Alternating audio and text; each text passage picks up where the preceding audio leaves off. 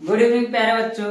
आज हम आपको कक्षा 10 सामाजिक विज्ञान अध्याय 1 का महत्वपूर्ण प्रश्न बताएंगे जो आपके बोर्ड परीक्षा के लिए बहुत महत्वपूर्ण होगा। और अगर इस पाठ से कोई क्वेश्चन आएगा तो इसी में से आएगा। पहला जो अध्याय उसका नाम है यूरोप में राष्ट्रवाद का उदय। यूरोप में राष्ट्रवाद का उदय कैसे हुआ और किस प्रकार हुआ, इसको इसमें हम पढ़ेंगे और जानेंगे कि किस प्रकार हुआ था। इसका पहला क्वेश्चन ये कह रहा है कि जर्मनी का एकीकरण कब और कैसे हुआ। ऑटो वन बिस्मार्क को जर्मनी के एकीकरण का जनक कैसे माना जाता है, क्यों कहा जाता है। और मैं आपको बता दूं तो ऑटो वन बिस्मार्क जो कहेंगे जर्मनी के उन पुत्रों में से एक था जो जर्मनी के एकीकरण के लिए मुख्य भूमिका निभाया था और इसीलिए जर्मनी के एकीकरण का इसको जनक माना जाता है। कहा जाता है कि ऑस्ट्रिया को सिडोवा के मैदान में सन 1866 ईस्वी में हरा करके सन 1866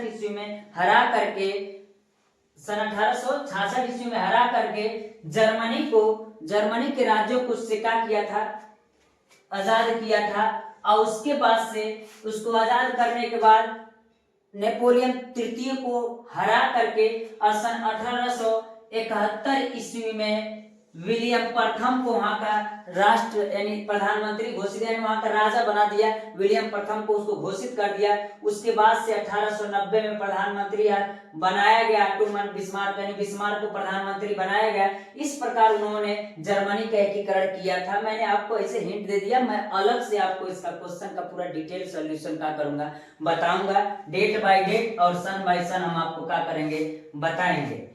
अब अगला क्वेश्चन कर रहा है फ्रांस की क्रांति के क्या कारण थे, इनमें से किन्हीं 4 कारणों का क्या कीजिए उल्लेख कीजिए। इनमें से 4 कारणों का क्या कीजिए उल्लेख कीजिए। यानी कह फ्रांस की क्रांति के क्या कारण थे, तो उसमें आर्थिक राजनीतिक सामाजिक सब कारण थे।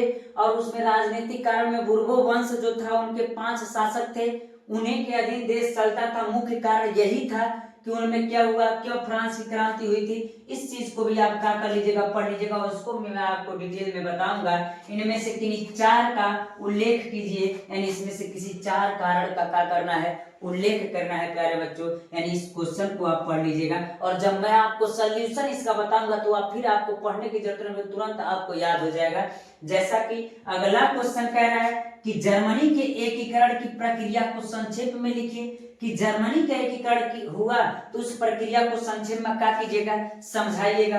अगला क्वेश्चन कह रहा है इटली के एकीकरण की प्रक्रिया को समझाइए, यानी इटली के एकीकरण की प्रक्रिया को भी समझाइए और किस प्रकार किसने कितना योगदान दिया इस क्रिया को भी क्या कीजिए समझाइए। अगला क्वेश्चन ये कह रहा है कि गैरिबाल्डी कौन था और वह इतिहास में क्यों प्रसिद्ध हुआ, यानी गैरिबाल्डी कौन था वह इतिहास में किस प्रकार प्रसिद्ध हुआ। इस क्वेश्चन को आप लोग तैयार कीजिएगा प्यारे बच्चों। अगला कह रहा है जिउसेppe मैत्सनी के विचारों पर प्रकाश का कीजिए, डालिए कि जिउसेppe मैत्सनी कौन था, इसके पर इनके विचारों पर प्रकाश डालिए, किस प्रकार के विचार के थे। और मैं आपको बता दूं इसमें से अगर बहुविकल्पी का क्वेश्चन बनता है तो 3-4 बहुविकल्पी के मोस्ट इंपोर्टेंट क्वेश्चन बनते हैं जो ओएमआर में भरना होगा। मैं आपको बताऊंगा उसका बहुविकल्पी का क्वेश्चन बताऊंगा, लेकिन इससे पहले मैंने आपको क्या कर दिया है क्वेश्चन दे दिया है। और अगर इस चैप्टर से अगर कोई क्वेश्चन पूछेगा तो आपको इससे ज्यादा क्वेश्चन नहीं पूछेगा प्यारे बच्चों। आप इतना तैयार कर लीजिएगा, इसके बाद मैं इसका सोल्यूशन भी आपको क्या करूंगा बताऊंगा। आज के लिए इतना बार रहने देते हैं प्यारे बच्चों, धन्यवाद।